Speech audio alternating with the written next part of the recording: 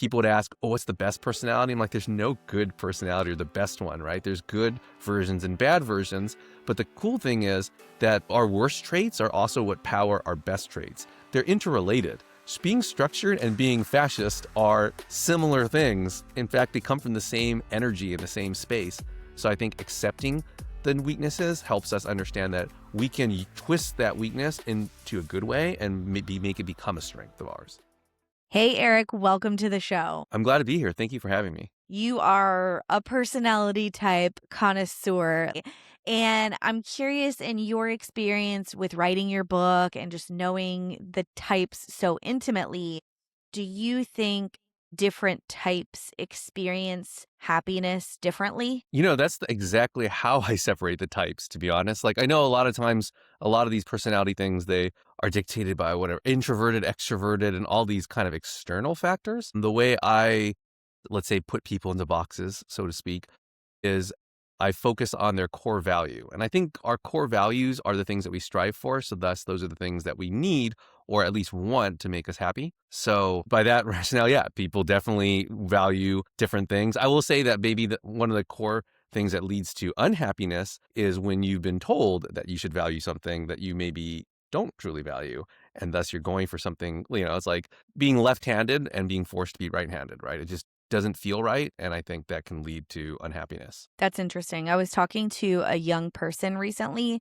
and she said, my parents want me to be a lawyer. She was so darling, and just she was a senior or junior in high school. And what I'm trying to say is that she was so energetic and so personable and like willing to share, so vulnerable. And I love spending time with young people to just see, I'm like, okay, we're like, makes me feel better about like where we're going as a society when I see some young people who are like, just like kind of with it. I don't know. Anyway, so she's like, yeah, my parents really want me to be a lawyer. And I said, oh, that's really interesting. I said something like, I wonder if you should question any sentence that start with, my parents want me to ...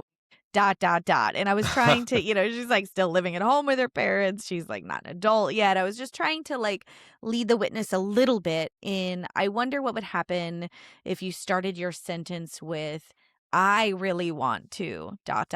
And of course, as we grow and get older and age into wisdom, we discern that.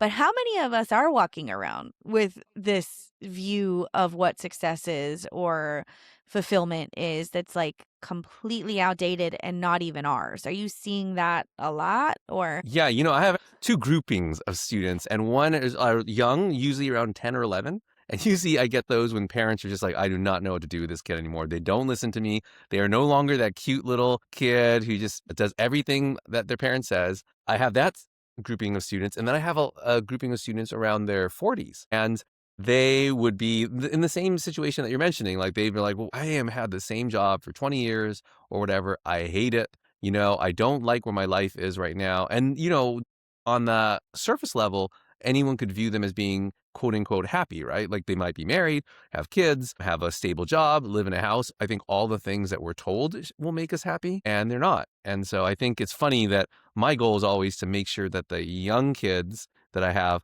don't end up in that state, ideally, when they're in their 40s. And I always mention I have a student, at least when people say my parents want me to be, I will say that at least there's a certain sense of self-awareness, because like you said, you can always ask, you're starting already with that sentence. So maybe that's not necessarily what you want. I get a lot of kids who say, I want to be this. And deep down inside, I'm getting the feeling that they don't. I remember one of my favorite students, you shouldn't have favorite students, but I do, said that she's like, I started working with her when she was 10. And, around that time, she's like, I want to be a vet. And I was like, you're not going to be a vet. And she's like, why would you say that? Like, so certainly, like, aren't you supposed to say I can be whatever I want? I'm like, you're not going to be a vet. And she's like, why? I'm like, you don't even like school. And she's like, wait, do you have to go to school to be a vet? I'm like, let's count all the years of school that you have coming up for you. And after I counted them off, she's like, I don't think I want to be a vet anymore. And I'm like, okay. And I was like, I know what happened. You said you like dogs, and of course your parents probably said, you like dogs? Okay, be a veterinarian, And I think she's like, that's exactly how it happened. I was like, yeah, and but the nice thing is now what I know about her personality, I can tell her, look, you don't have to be these specific things, but these are the things that you're going to like. These are the things you're probably going to be pretty good at. And that could lead you into a lot of different fields. but knowing that will help you decide the jobs within that field that fit you best. I love that so much. I have an 11-year-old, and so and I also have a 9-year-old and a 4-year-old, but so for the 9 and the 11-year-old specifically, they are really coming into developmentally this phase of life that they are, really kind of like set in a worldview. I believe that their values are somewhat kind of whether they can really express them or not, I think kind of they can, but they're really starting to get like cemented into who they are. And I, as a like pretty self-aware parent, am very aware at what I'm pushing on them or telling them is fact or telling them is true. It's funny, our 4-year-old the other day said, he said, "Am I an artist?" And I said, everybody's creative. But I like everybody makes, right? We all make. And he said, "Well, grandma said I'm not an artist, that so and so, our other kid, is the artist." And I was like, "Oh, interesting. I wonder why she said that." And so all this to say, like, I think we want to, like, as a society, like, put our kids in boxes. You're the smart one. You're the athletic one. You're the artist. You're the this. You're the that. And so as the adults in the room, whether that's like parents or educators, how can we use language perhaps or phrases or questions to make sure that we're not putting people in boxes, even though we kind of are talking about putting people in boxes for their personality type. So tell me what you think about all that. I think I'm sure their grandmother was probably like, "Oh, you draw well. You're an artist," right? I think it's one of those things where maybe we should focus less on what people do. And no, I'm not saying that observing people, it is important, and it is important to know what people are concretely doing as evidence, but it's also important to know why they're doing it. And I think I mentioned that in the book. The example I give is with writing, right? Everyone can write.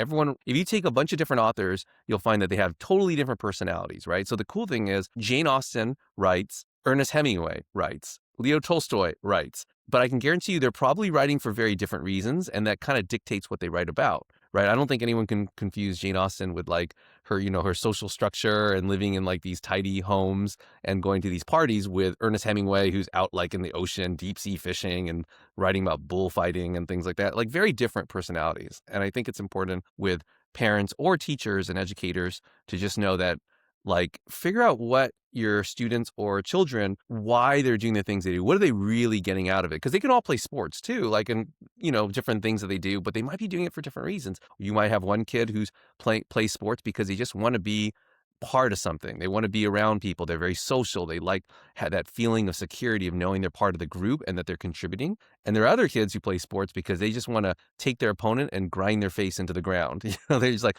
that is fun, is just putting my will on someone else. And they're very different personalities. And as they grow, that isn't going to change. It's just going to evolve into like larger things because they're becoming adults, right? Whoa. Okay. So I love this reframe. So I'm hearing you say that there is more significance in the motivation or the drive behind what we're doing, less so than the actual thing we're doing. So it's interesting because I already have a light bulb about one of the kids who does in fact like art and actually is a pretty like skilled and talented artist and is kind of honing her craft as much as that like a kid in grade school can, right? And I heard her say the other day, and this might have been a prompting from me. I might have said, "What do you like about art?" Because I'm trying to prompt her to be self-aware. And she said, "Well, it helps me feel calm." And then she named a couple other things and I was like, "Oh, that's so interesting." And I didn't like go on to analyze this with her, but in my brain I was like, "Okay, what I know from this kid about her personality, this is a grounding activity for her. This is something that gets her in the flow state, right? She Hmm. becomes like, out of space and time and she gets so into like her own imagination." And so that's just like a little insight that I just had in real time. Yeah, versus like, oh, I like drawing pretty pictures or I like seeing the colors, or which is okay too, but it's like a totally different motivation, right? And it's probably going to tell you like maybe, what are the odds that they actually do become a visual artist? I mean, there aren't a whole lot of visual artist jobs, right? But that's okay. Like, but knowing that motivation, that will lead to so many other things, right? To maybe another job that might make me even happier. Yeah, yeah, that's cool. Love it. So, personality types. So I know you have 4, oh, like, would you call them umbrella types? Like the gatherers, the hunters, the shamans, and the smiths? Are those like the umbrella types? Yeah, I call them personality packs only because obviously there are Packs. 4 animal personality types within those packs. So, yeah, I call them Okay. personality packs. Mhm. So the way that these packs experience happiness are like, is there like a pack who's like a brooding pack, like kind of an emo pack? Is there a There is a pack who's like, brooding. is there? Yeah. Who's the brooding pack? That would be I mean, okay, once everybody can brood, I don't want to say just Sure, like everybody can do everything, right? But sure. the shamans tend to do it more. And I'd say because they have a different value system, their value system is they want self-knowledge, right? And I do think that if you say that, the problem with saying the word knowledge is then everyone always keys into that because it's just a loaded word. Everyone's like, well, I want knowledge, right? So other types, I had to change it. Like I used to say the Smiths, they value and seek knowledge. And I had to change that because everybody was like, oh yeah, like I'm a Smith then because I want knowledge. I'm like, yeah, but if you were, if you were trying to figure out if a drug worked, would you experiment on yourself? And usually the person's like, what? That's so stupid. No way. That's like totally risky and I could die. I'm like, yeah, I'm not saying that a Smith will do it, but they'll consider it. That's how much they want that knowledge and information. They'll put themselves at risk. So I started using information instead because I think that's a less loaded word. But back to the shamans again, yeah, because they're so identity seeking and I always say they don't have a midlife crisis because their whole life is a midlife crisis, and they're constantly like, oh my gosh, like, am I doing the right thing? I don't know. Is this me? Is this really who I am? And they constantly have that cycle going through, which is a good thing because, usually when they're in their 40s, they're not going to generally be that person who's like has the midlife crisis, like, oh my gosh, I've been doing this whole thing my whole life and I didn't really love it because they've already kind of done some of that self-aware work.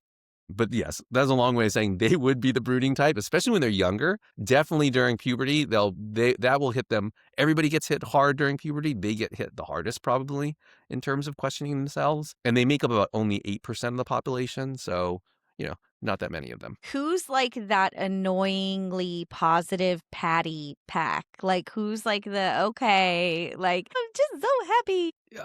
That would definitely be part of the gatherers, and not all of them Okay. are going to be like that. But I would specifically say, so now I'm just throwing out terms now, but I did mention that I do have their animal personality types, and there's 4 within each pack, right? I'd probably guess that would be the elephant personality type within the gatherer pack.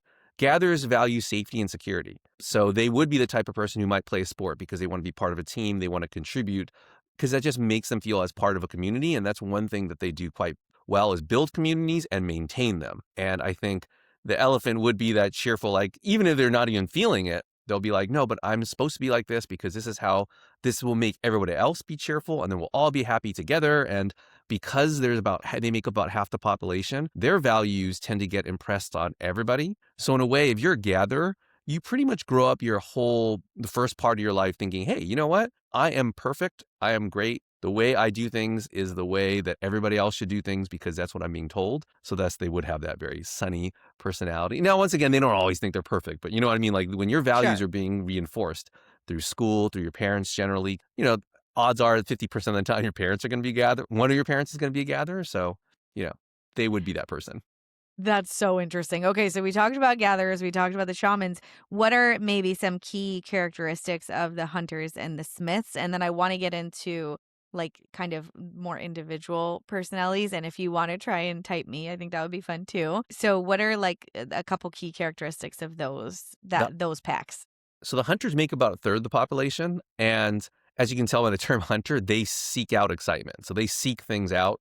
And I know a lot of times people are like, excitement, that's some people think that's like a superficial word. So then I have to like elaborate. I'm like, well, what it really means is they want the most out of life. They want to experience the most visceral sensations that they can experience, meaning they want to taste everything, feel everything, see everything, smell everything, hear everything, right? And they make up, as I mentioned, a third of the population. And so when you think about that, gatherers and hunters make about 85% of the population. And they're the two types that dichotomy that we're constantly seeing on like television and pop culture. It's the Bert and Ernie, right? It's the steady, responsible, structured, organized person versus the spontaneous, flexible, unloving, irresponsible, maybe. That's what a gatherer would describe a hunter person. And so hunters are that type that may be an artist. They just want to do things because it's exciting and fun and they will test the limits. And a smith, they are about 8% of the population. And they are, I hate to say the nerds, but I think that's how they're often portrayed in pop culture because what they seek is information, most of all, and information at all costs. So I have a Smith friend, and he's always saying, we're not geniuses. Everyone always typecasts us as geniuses. We're not. We just know a lot of information. He's like, I know a lot about two things: massage, because he's a massage therapist, and fantasy football. That doesn't make me a genius. It just means that if you want to know who to draft in this year's NFL fantasy league, I'm your guy. Yeah. So I don't know why, but I like the word that keeps coming up for me for Smiths is like tinkerers, like, people who are like constantly tinkering with their environment to learn more. Is that a fair assessment? Yeah, especially for, I'm going to say another animal, the chimpanzee type is very specific in that I believe I call them tinkerers in the book or troubleshooters because they're Okay. constantly experimenting. Even if they have something great, that's how they learn and they gain information is by experimenting. So they're constantly going to tinker even more. Even if it makes it worse, it's worth the risk for them to learn more information because in their mind, they're like, well, I'll try it. And if it fails, then it's not a failure because I've learned something. So they're always kind of tinkering and making models of stuff. Maybe versus some of the other Smiths who are a little bit more structured. So it's interesting once you get into the different packs, then you start figuring out like even the different animals within the pack, even though they share strong similarities in that one core value, they can appear very differently, which is why I always emphasize don't always focus on the external because one animal from one pack might appear more similar to another animal within another pack just because of the external factors, even though that's not truly what makes them who they are. Okay. So I want to get into more of the animals because I just love your take on this. The first thing that I did when I looked at your website and like read a few words was just crack up. I'm like, oh my God, I love the uniqueness of the way that you present these types because it's relatable, it's funny, it's down to earth. It's just, I love the way you talk about it. So I do want to get into that. But before that, I want to frame this for everybody here with us right now of like the benefit, so to speak, of really knowing and becoming, I guess, intimate with our personality type and the effect that it will have on our happiness day to day. Yeah, I mean, that's the number one thing is if you can figure out what will make you happy, the likelihood of you being happy is better or higher. And I do think, sometimes I think that's an easy thing to say. And I think people are like, I know what makes me happy. And I'm like, well, do you really know what makes you happy? I do think a lot of times we just assume our external factors are the things that make us who we are. Like and I hear so many things like, oh, I come from this culture. So we're like this. I'm like, you have to think that not every single person from your culture, you can go to someone's family that has multiple siblings and go to every single one of those siblings and go like, oh, they're very, very different. And they clearly grew up in the same household, right? So they clearly have the same influences and external factors, right? So I think realizing that what your personality type will give you that anchor, so that you'll know who you are. And then the cool thing about having that anchor is then you can kind of test out other types, right? Like you can be like, oh, well, my personality isn't the most structured, but when I'm doing my taxes, you kind of have to be kind of structured. And if I'm not going to pay someone else to do them, which I do recommend that maybe if you're not structured, pay someone else to do it, Me pay someone too. who enjoys that kind of thing. Correct. But Correct. if you got to do stuff, sometimes you just have to be structured. Then you can borrow from another type, right? That is actually more common. And then you can ask them, hey, what do you do?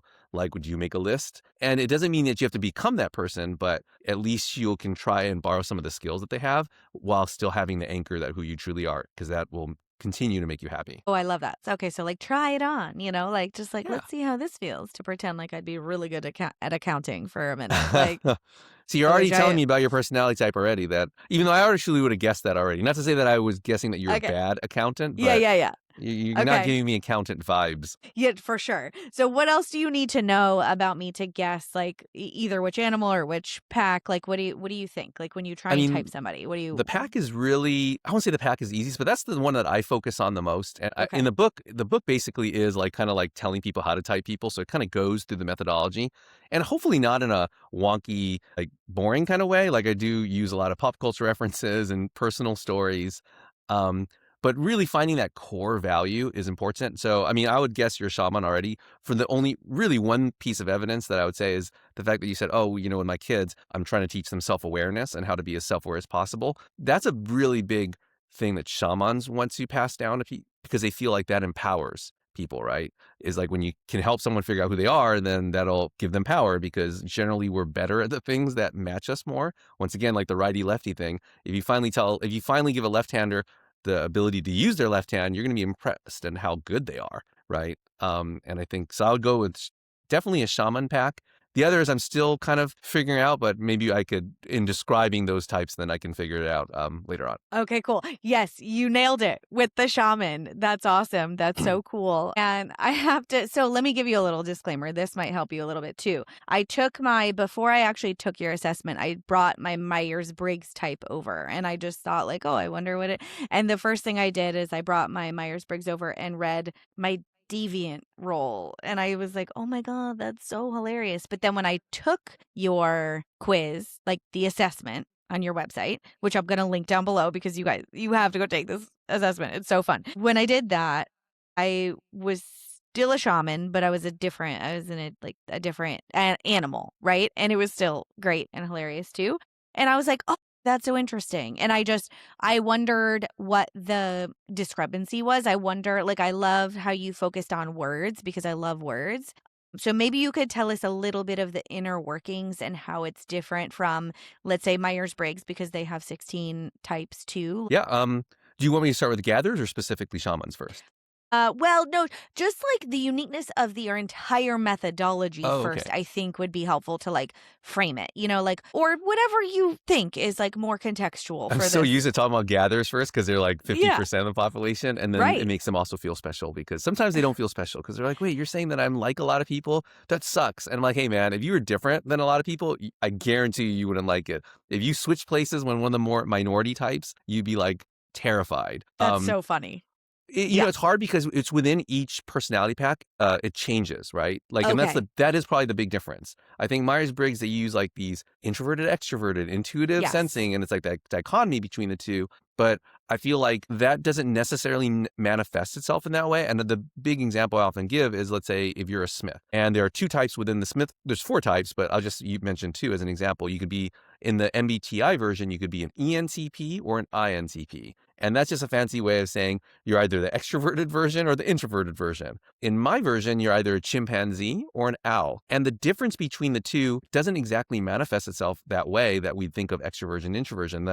The chimpanzee may be a bit more talkative, but they're not going to like want to go to the club all the time like we might imagine an extrovert. They're going to want to be in their lab, probably by themselves. The difference is that the way they gain information, because that's what Smiths value, right, is different than an owl. A chimpanzee, as I mentioned before, gains information by experimenting, creating models, testing things out, whereas an owl gains information by observation. They will just observe things, they will listen, they will theorize, and I believe that there is a difference between experimentation and theorizing, right? Just like if you go to like, the example I give in the book is if you go to like a physics department in a university, you're going to have the experimental physicist and you're going to have the theoretical physicist. You're going to have like the Teslas and you're going to have the Einsteins, right? And they're very different when you start talking to them and you're like, wow, okay, like they have a different way of living throughout the world, and which has nothing to do with extroversion and introversion.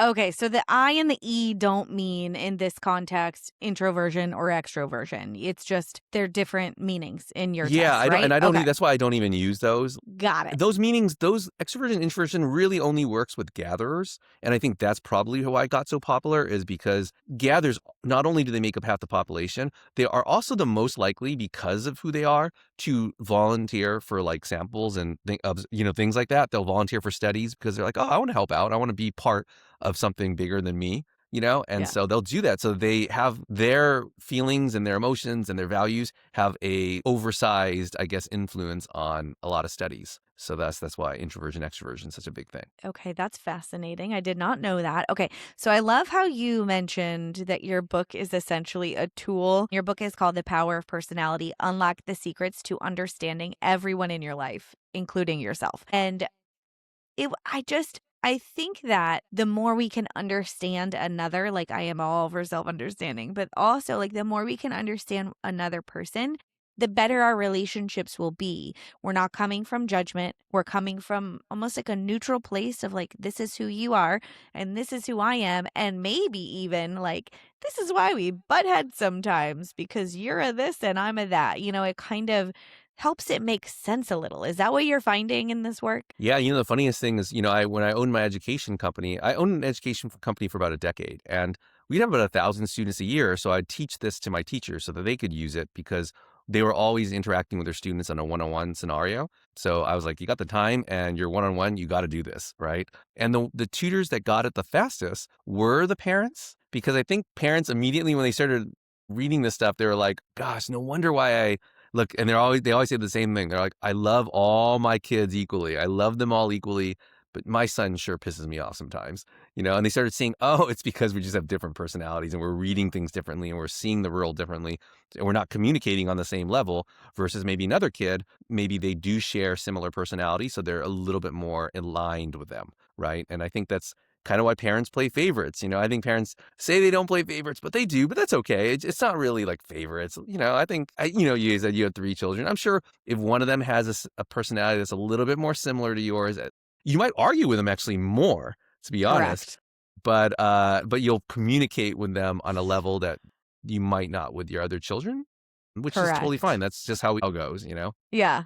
That's so funny. And two, like, I think this is, you make this so fun. Like, really, I just love that this is so light. But, like, one of the largest studies ever done on happiness shows us from data, in this, like, they followed, I think it was over a span of 80 years. I think it's the Harvard study of adult development. And that study is showing us that the number one predictor of happiness and or like fulfillment, I think they use that term interchangeably, later on in life is the quality of our relationships. So it doesn't mean you have like 30 close friends. It doesn't mean you have all these people. It means like the relationships that you do have are good. They're not perfect. Relationships aren't perfect, but you communicate well. You can depend on someone. You have someone to call if you have a problem. You have people to celebrate with.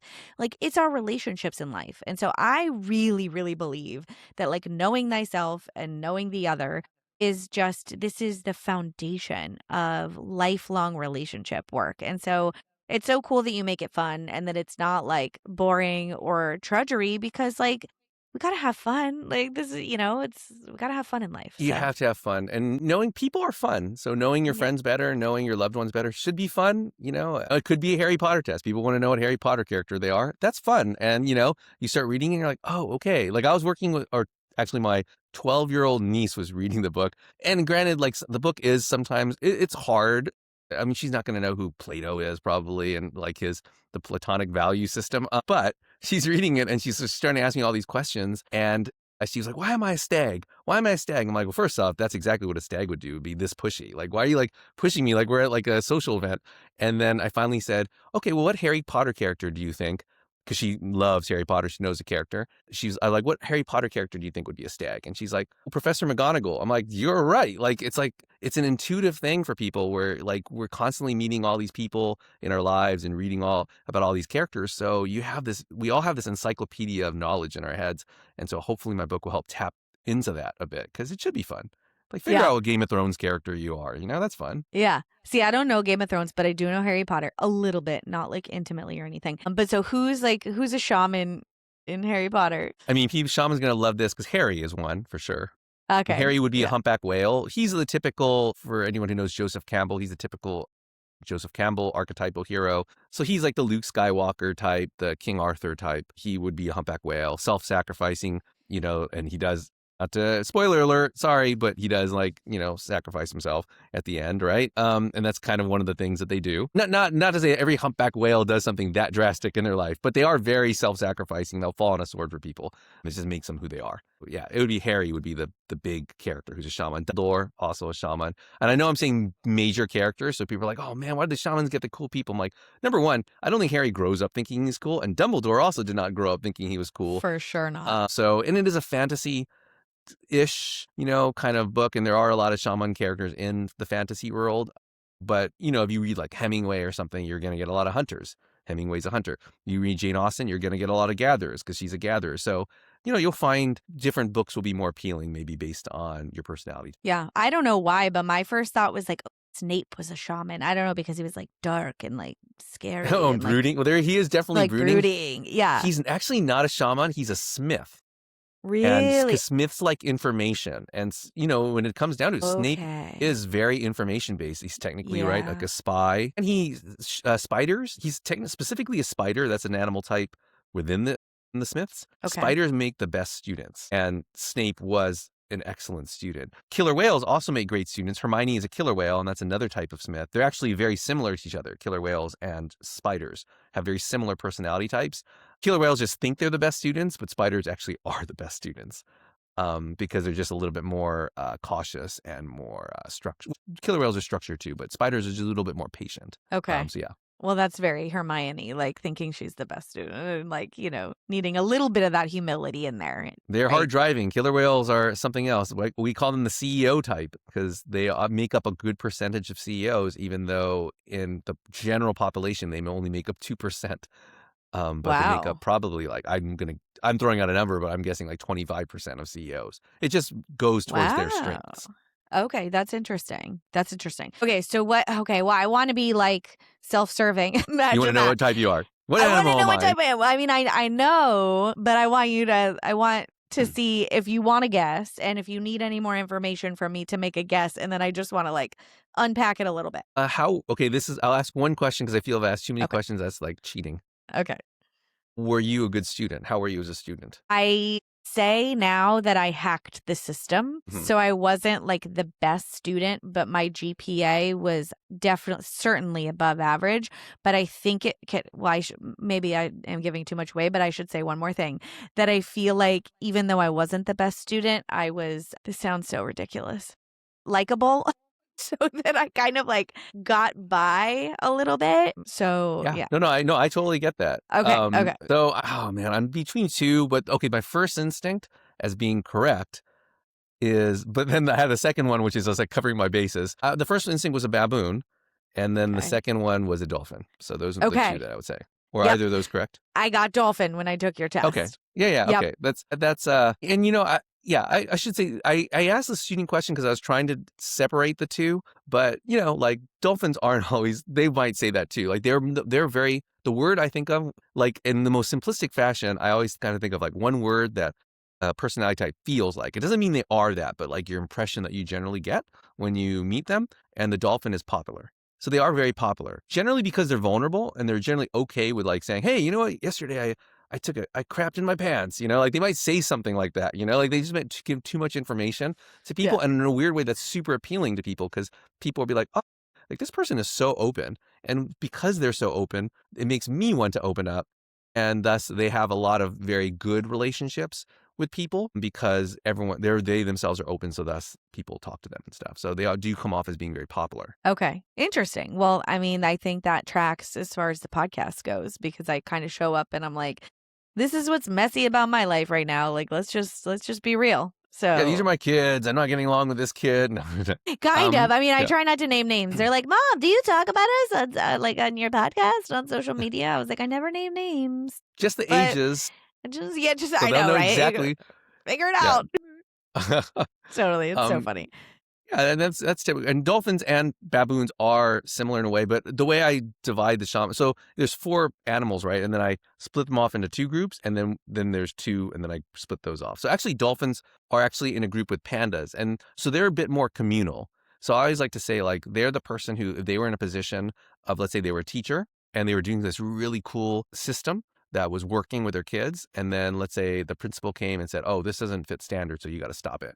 Basically implying that they continue doing it, they'll get fired. Generally speaking, a dolphin will adjust. They'll try to assimilate, sometimes at their peril, right? Because I think if you do, they'll end up feeling like, oh man, have I compromised myself? Am I like truly being who I am? So they have that feeling quite a bit, just like pandas. That's the other shaman type that's very similar to them. They have that kind of like, they're a little bit more neurotic than, let's say, the baboon or the humpback whale, because they have that conflict in their mind all the time. Whereas the baboon and humpback whale, they would basically say, screw that, I'm just going to do it anyway. And then they might get fired. So that is also not good necessarily. So they have a tendency to be maybe more lonely and maybe feel like outside the system. But I do feel like dolphins feel a little bit more inside of a system and more comfortable in communities and with people. And like you had mentioned, it's all about relationships, and dolphins and pandas their focus is on human relationships. Whereas baboons and humpback whales, their focus is on ethics and principles. So interesting. Okay. So what made you create the deviant roles to the 16 types? Because I would imagine, and you tell me, that there's like this higher expression, right, of the role that we have, and then there's this like not my finest moment like role. And so is that what was the impetus to create these deviant roles, as you call them? Yeah, I mean, I bet you love your deviant role. Dolphins love their deviant role. They're like, cult leader, yeah, hell yeah. Cult Like, leader. where's what? I've thought about starting a cult. I've got the name down. Like they tend to like that. They're like, yeah, this is great. I actually came up with it because in typing people, and especially I've been reading about personality types almost my whole life. And, I was really into MBTI, and that's why I started developing my own because I started seeing flaws in the system. One of the big flaws is, I think, in personality typing, if you just say positive things, everyone will agree with it. They're like, oh yeah, like if you say, oh, you're a genius, you're brilliant, you're creative, you're imaginative, everyone is going to be like, oh yeah, that's totally me because, this one time in high school, I came up with this really cool idea. You could have the least imaginative person possible, but they're going to go back to that one moment that was creative and they're going to it's going to reinforce that and go, okay, this is who I am. However, if you say negative things about people's types, the only time they'll agree is if you're correct, right? Like a person who is, let's say, a gatherer, I guess the deviant roles for them tend to focus on that. Yes, they're very structured, but within that structure, they have the danger of being a little bit too structured, too rigid, maybe not flexible. So if you tell them that, like, yeah, you have a tendency to not be as flexible as possible, they generally be like, yeah, that's true. Sometimes I am a little bit too rule following. But if you tell them, oh, you have a tendency to be irresponsible, they will never say yes to that. They're like, what? Irresponsible? No, I got my stuff together. They'll take it as an insult.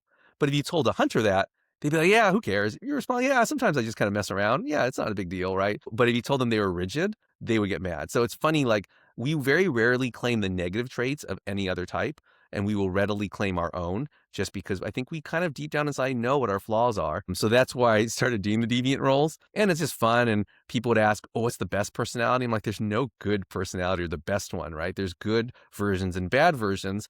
But the cool thing is that our worst traits are also what power our best traits. They're interrelated.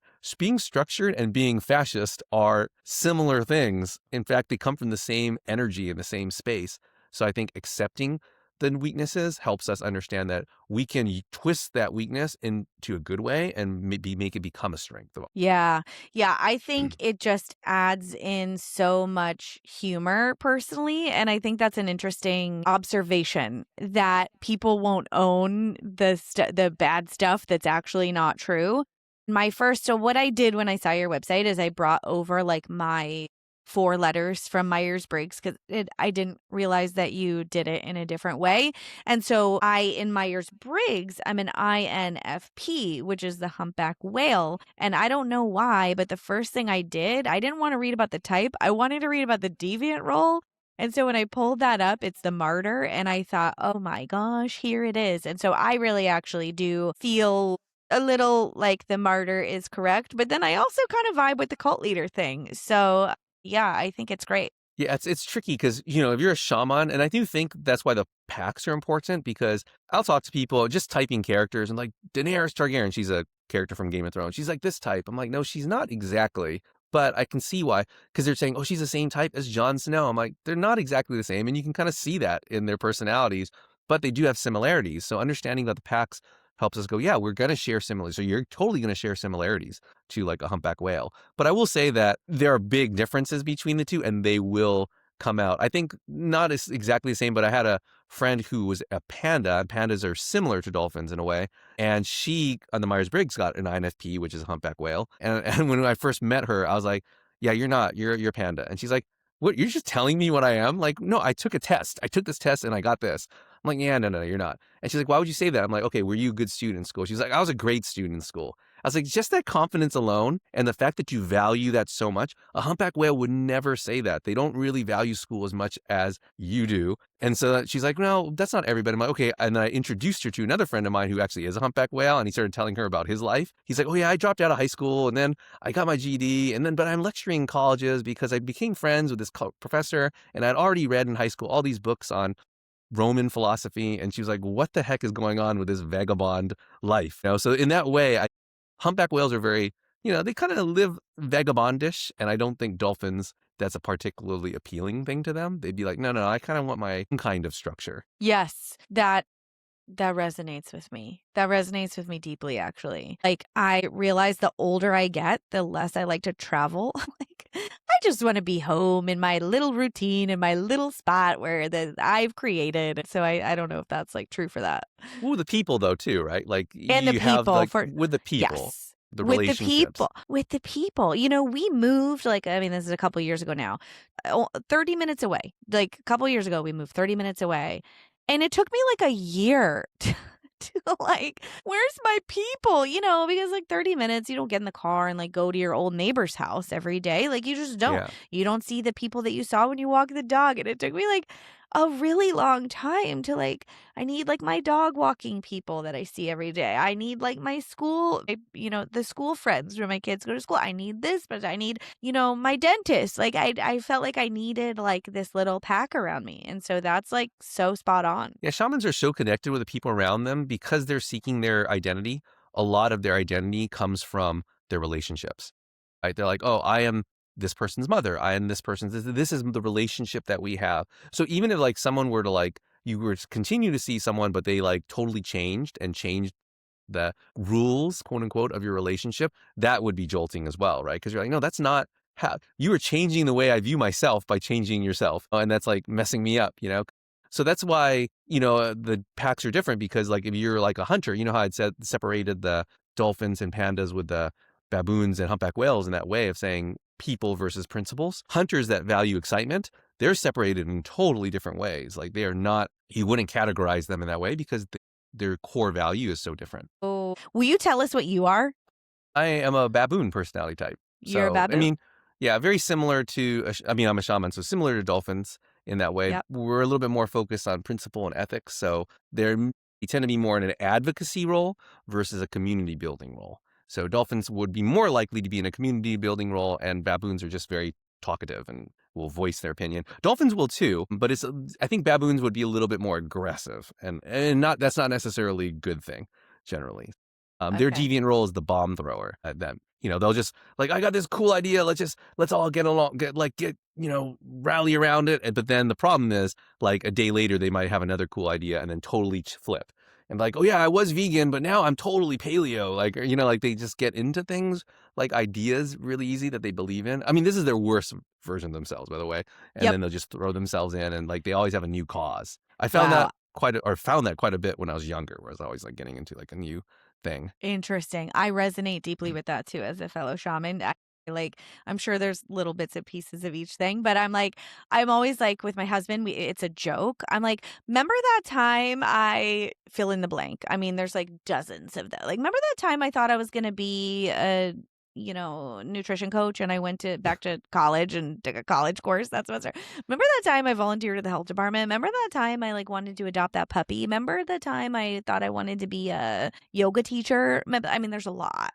There's a lot of Yoga them. teacher is like really big. Yoga teacher is huge for dolphins. Like that's like that idea of like that. Well, I mean, it sounds like a shaman, right? Like, Yeah, but yeah. like that because they're building a class and a community and they're vocal and they're great at. So they're dolphins also generally are a lot of education professors. So they generally make. Now I say education professors in terms of actual teaching in the system, they might get burned out because sometimes, especially if they're under a rigid system, there's not that much flexibility to try different things. Obviously, an education professor, you can do whatever the heck you want and teach whatever you want, right? So there is that idea of empowering people through themselves, right? So that is kind of the difference, I'd say. Cool. Eric, your work is so much fun. You are just such a wealth of knowledge. I'm so grateful for you. Everybody go take the personality type test, utopiaproject.com. I will link your book and your website down below. Thank you so much for being you, the baboon that you are. And thank you so much for being here today also. Thank you so much for having me. I had a lot of fun.